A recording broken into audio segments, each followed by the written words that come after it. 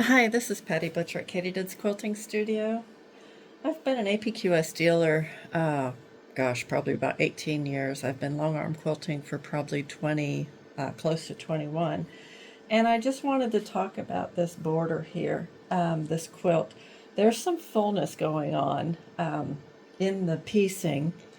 And I wanted to show you how I based it down so I can work all that fullness in. A lot of the times you'll see people baste where they're just doing a running stitch and running across the quilt. Well, that is going to push all this fabric along with your foot, and we don't want that. We want to keep the fullness where it lies. So what I did initially was I ran a basting or a horizontal channel lock stitch across my batting so that I know I could bring my quilt top up to it and it's straight and square. And then I've got everything positioned where I want it and it's eased in. So when I go to baste, rather than doing a running stitch, I'm doing a needle up down, I'm moving about an inch away, and then I do a needle up down again, and I can manipulate that fabric so that I'm not pushing it by doing a running stitch.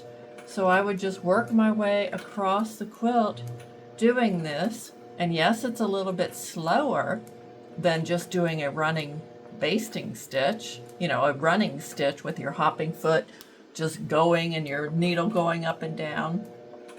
It's a little bit slower than that. It allows me to manipulate that fabric and make sure it's staying right where I want it and I'm not pushing it. So I would do the same thing coming down the side of the quilt.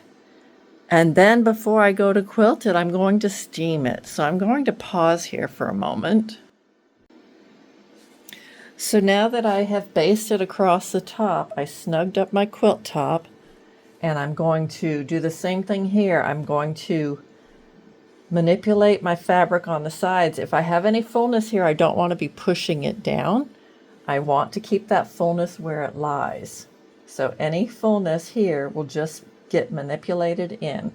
So I'm going to stitch down just like I did going across the top, single stitch up and down about an inch apart to baste it down, and then I will go over to the left hand side and do the same thing.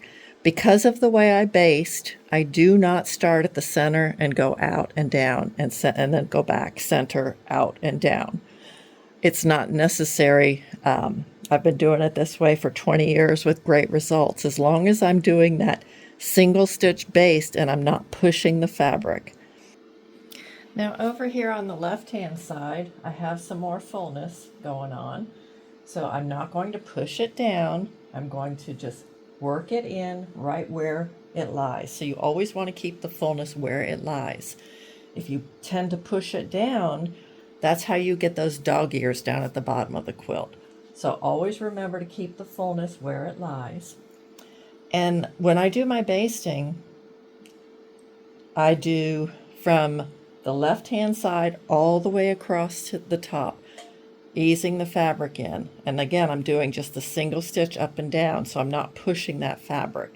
So I don't have to work from the center out, because I'm not pushing the fabric the way I do it. So I go left to right across the top, and then I work my way down the right side, and then I come over here and I will do the left side just like I did previously. So I'm going to lock my stitch, and then I'm going to work down an inch at a time, manipulating that fabric so it doesn't get pushed.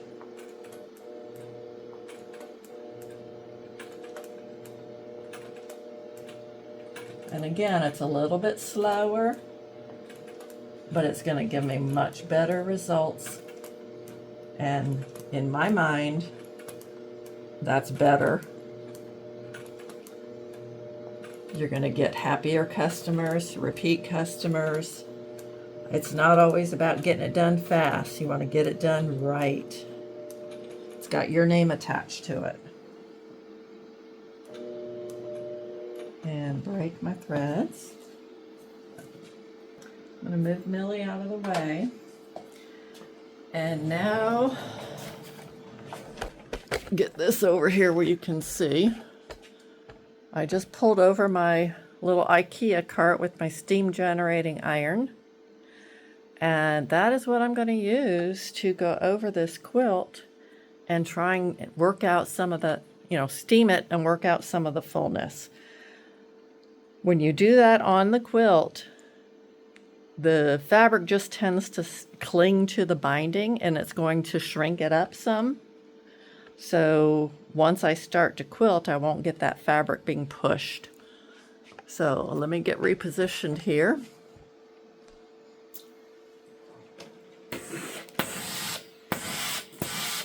And when I start steaming, I just kind of hover.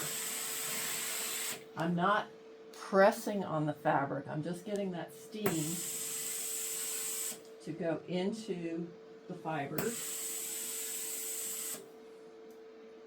And you can, I don't know if you could see that on camera, but that just sucked up that fabric and shrunk it up.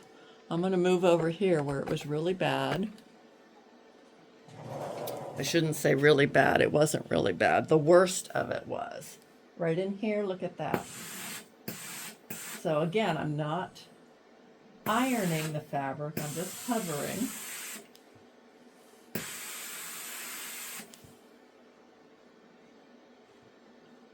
And you can see how it has shrunken that fabric. And it just tends to cling to the batting. A lot of people use starch and steam. I don't. I just steam. I don't want to put anything into the customer quilt that they're going to have to wash out or whatever. That's just...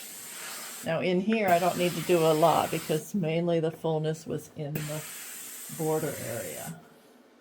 So it looks like I might be ironing the fabric. I'm not. I'm just right over top, very close, just hovering. So hopefully that will help you guys that are wondering how to, especially new owners, how to deal with fullness in the quilt. You'll probably get lots of different answers, but this is my method, and it works for me. I've been doing it for 20 years. So thanks. Have a great day.